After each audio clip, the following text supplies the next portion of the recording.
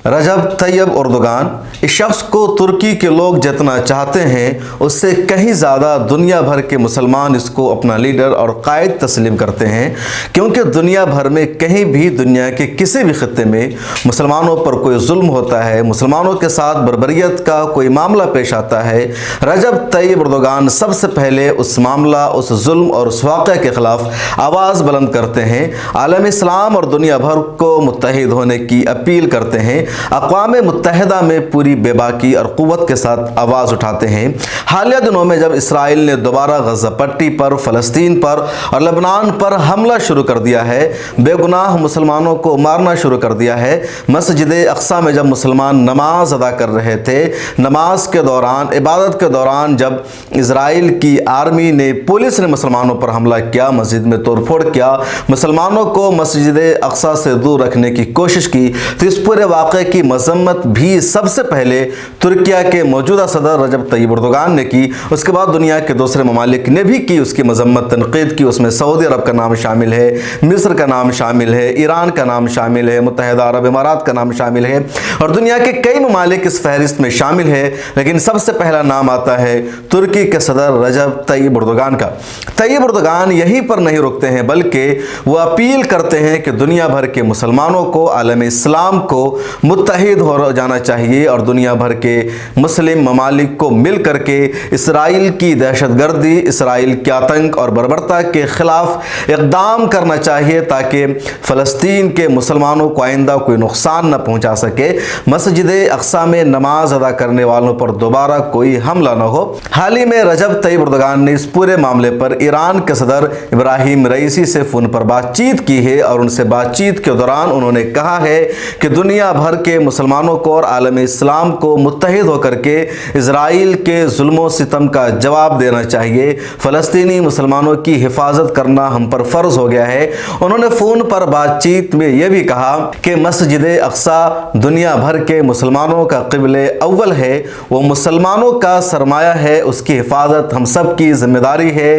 Israel और यहूदी चाहते हैं कि मुसलमान मस्जिद अक़सा से दस्तबरदार हो जाएं, लेकिन ये ख्वाब कभी भी शर्मिंदे ताबीर नहीं होगा। वो लोग मुबारकबाद के हकदार हैं जो अपने हाथों को हथेली पर लेकर पूरे जुल्म को देखते हुए बंदूक के साए में मस्जिद अक़सा में नमाज अदा कर रहे हैं, और इन ईमानी भाइयों को सपोर्ट करना, उनका साथ देना दुनिया भर के मुस्लिम ममालिक और आलम इस्लाम का फरीज़ा है, और इसके लिए पूरी क़ुव्वत और ज़ोर दे करके एर्दोगान कह रहे हैं फ़ोन पर बातचीत करते हुए ईरान के सदर इब्राहिम रईसी से। डेली सबा तुर्की का अखबार है, उसने पूरी रिपोर्ट को शाया किया है और भी कई सारे मीडिया हाउसेज में रिपोर्ट आई है, अल जज़ीरा ने इसको शाया किया है और एर्दोगान की हिम्मत और जुर्रत की बात है, और ईरान ने भी भरपूर साथ दिया है। ईरान ने यह भी कहा है कि OIC जो 57 मुस्लिम ममालिक का देश है, इस मामले पर खामोश क्यों है। OIC को खामोश नहीं रहना चाहिए था और पूरी क़ुव्वत के साथ आवाज़ उठाना चाहिए था। एर्दोगान ने भी कहा है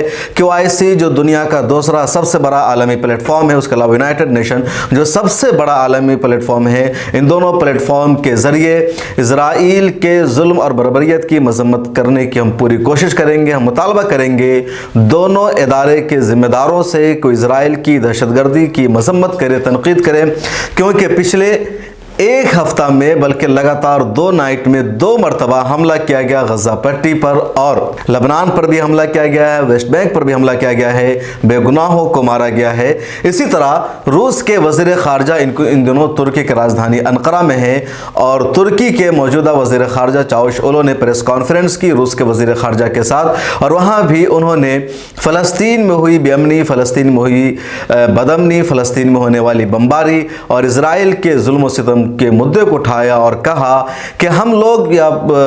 पूरे मशरिक़ वस्ता में, मिडिल ईस्ट में पीस चाहते हैं, अमन चाहते हैं, लेकिन इसराइल बार बार इस पीस को नाकाम बना देता है। जब तक मस्जिद अक़सा की हिफाजत को यकीनी नहीं बनाया जाएगा, जब तक मुसलमानों को मस्जिद अक़सा में नमाज पढ़ने से रोका जाएगा, उस वक्त तक अमन व सलामती मुमकिन नहीं है, और इन सब के लिए ज़िम्मेदार इसराइल है। इसलिए दुनिया भर के ममालिक को चाहिए कि वो इसराइल को ऐसे इक़दामात करने से रोके, इसराइल के ख़िलाफ़ मुश्तरका कदम उठाए। तैयब एर्दोगान एर्दोगान ने अपने एक स्टेटमेंट में यह भी कहा कि जिस तरह पिछले दिनों कुछ यूरोपियन ममालिक में, इसी तरह यूरोप के एक मुल्क में तुर्की की एम्बेसी के सामने कुरान करीम को जलाया गया तो दुनिया भर के मुसलमान मुत्तहिद हो गए थे और पूरी दुनिया ने कुरान को नजर आतिश किए जाने की मजम्मत की और पोलैंड जैसे ममालिक को पीछे हटना पड़ा, वहाँ की सरकार को माफ़ी मांगना पड़ा। हालांकि उसके बावजूद भी रजब तैयब एर्दोगान ने पोलैंड को नेटो का मेंबर नहीं होने दिया, क्योंकि उसको सज़ा दी थी एर्दोगान ने कुरान करीम को जलाने की, नजर आतिश करने की।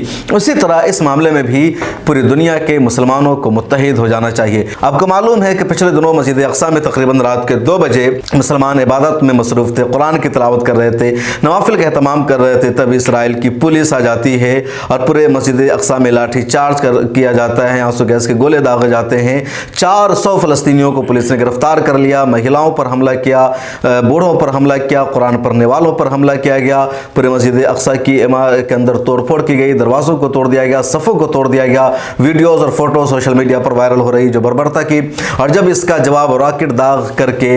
गज़ा पट्टी से हमास ने दिया तो रद्द अमल में इजराइल ने भी गज़ा पट्टी पर हमला शुरू कर दिया, लबनान पर हमला शुरू कर दिया, वेस्ट बैंक पर भी हमला किया है, बमबारी की है वेस्ट बैंक पर यानी मकबूजा फ़लस्तीन पर, और 2 मासूम फ़लस्तीनियों की इस पूरे वाक़या में शहादत भी हो गई है। इस रिपोर्ट में इतना ही। फ़लस्तीन मस्जिद अक्सा पर लगातार हमारी अपडेट रहेगी। आप मिल्ला टाइम्स के साथ जुड़े रहिए। इस वीडियो को अगर आप यूट्यूब पर देख रहे हैं तो सब्सक्राइब कीजिए, फेसबुक पर देख रहे हैं तो पेज को फॉलो कीजिए। ताज़ा तरीन अपडेट के लिए हमारे मोबाइल ऐप को डाउनलोड कीजिए।